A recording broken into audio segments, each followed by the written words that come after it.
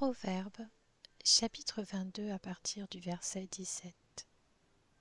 Tends l'oreille, écoute les paroles des sages, applique ton cœur à ma connaissance. En effet, il est bon que tu les gardes au fond de toi et qu'elles soient toutes présentes sur tes lèvres. Pour que ta confiance soit placée en l'Éternel, je veux t'instruire aujourd'hui, oui, toi. N'ai-je pas déjà mis par écrit à ton intention des conseils et des paroles de connaissance pour t'enseigner des choses sûres, des paroles vraies, afin que tu répondes par des paroles vraies à celui qui t'envoie? Ne dépouille pas le faible, parce qu'il est faible, et n'écrase pas le malheureux à la porte de la ville, car l'Éternel défendra leur cause et dépouillera de leur vie ceux qui les auront dépouillés. Ne fréquente pas l'homme colérique, ne va pas avec l'homme violent. Tu risquerais de t'habituer à ses sentiers et il deviendrait un piège pour toi. Ne figure pas parmi ceux qui prennent des engagements, qui se portent garants pour des dettes. Si tu n'as pas de quoi payer, pourquoi voudrais-tu qu'on enlève le lit sur lequel tu te couches? Ne déplace pas la limite ancienne, celle que tes ancêtres ont fixée. Si tu vois un homme habile dans son travail, c'est au service des rois qu'il se tiendra. Il ne restera pas au service de gens obscurs.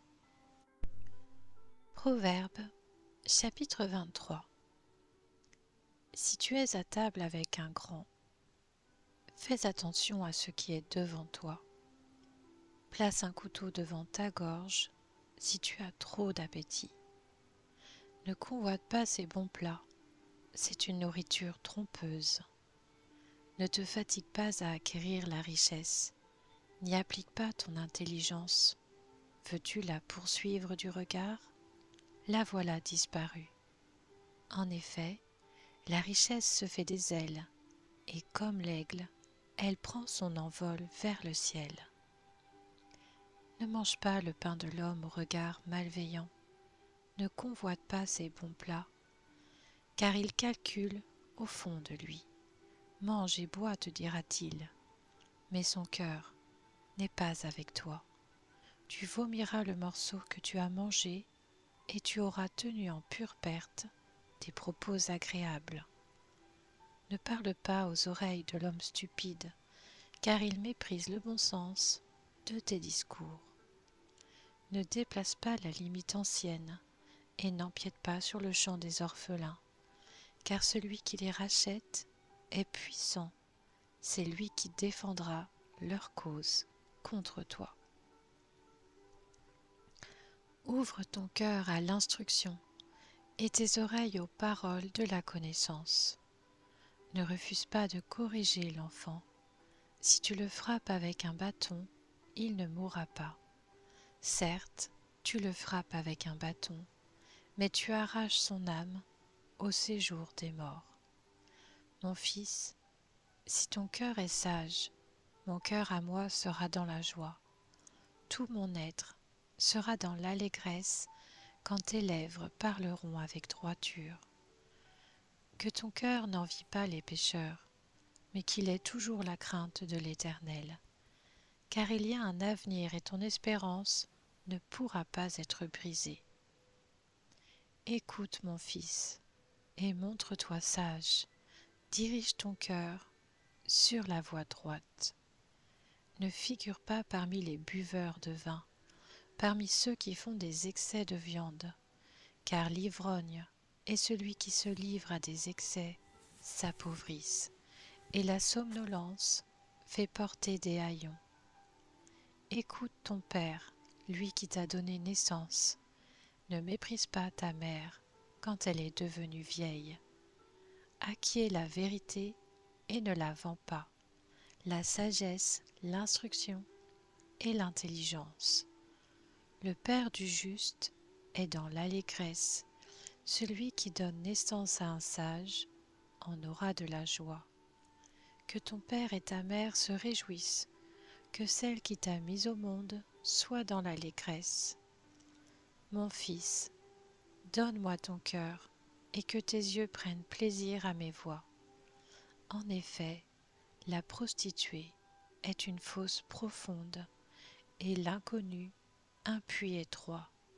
Elle se tient en embuscade comme un brigand, et elle augmente le nombre d'infidèles parmi les hommes.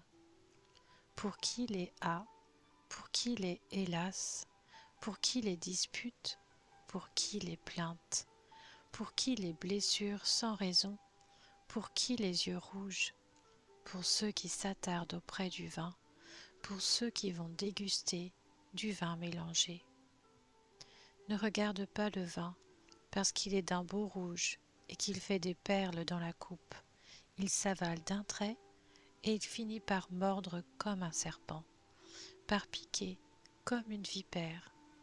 Tes yeux auraient alors d'étranges visions et ton cœur exprimerait le dérèglement. Tu serais pareil à un homme couché en pleine mer, à un homme couché au sommet d'un mât. On m'a frappé et je n'ai pas mal. On m'a battu et je ne sens rien. Quand me réveillerai-je? J'en veux encore. Proverbe, chapitre 24. Ne sois pas jaloux des hommes méchants, et ne désire pas être en leur compagnie, car leur cœur médite la ruine, et leurs lèvres ne cherchent qu'à provoquer le trouble. C'est par la sagesse qu'une maison est construite, et par l'intelligence qu'elle s'affermit.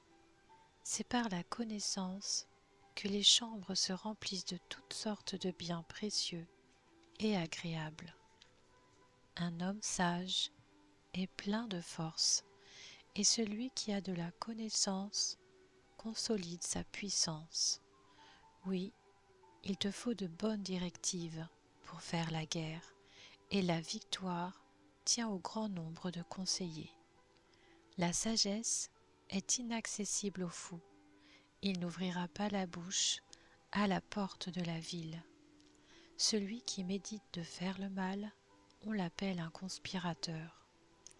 L'intention de la folie, c'est le péché, et le moqueur fait horreur aux hommes.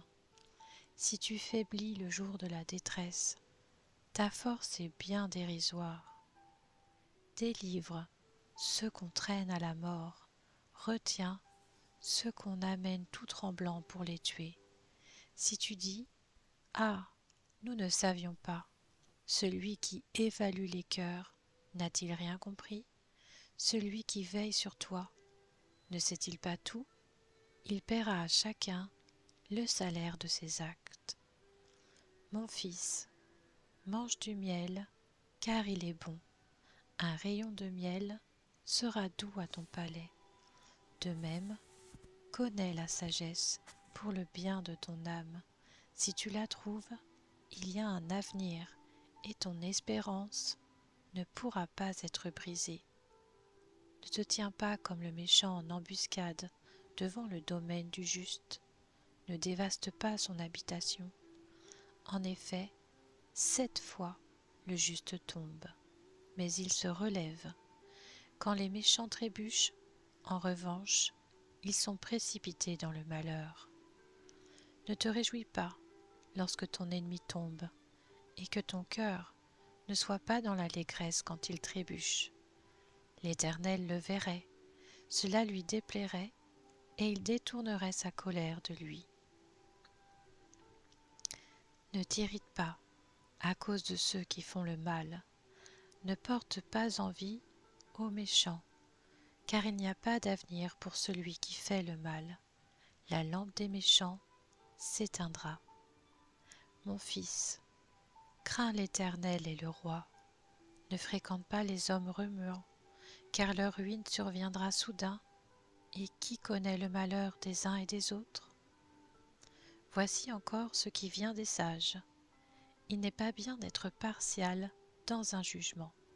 Celui qui dit aux méchants « Tu es juste », les peuples le maudissent, les nations s'indignent contre lui. Ainsi, ceux qui le punissent s'en trouvent bien, et le bonheur vient sur eux comme une bénédiction. Une réponse franche est comme une embrassade.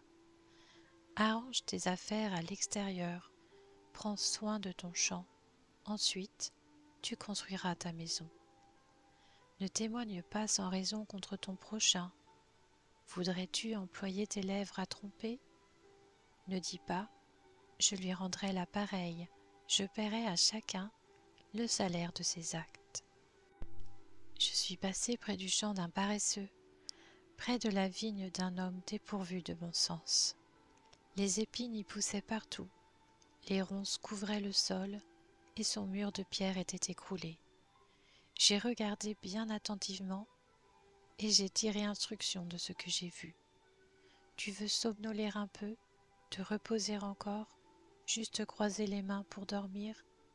Voilà que la pauvreté te surprend, comme un rôdeur, et la misère, comme un homme armé.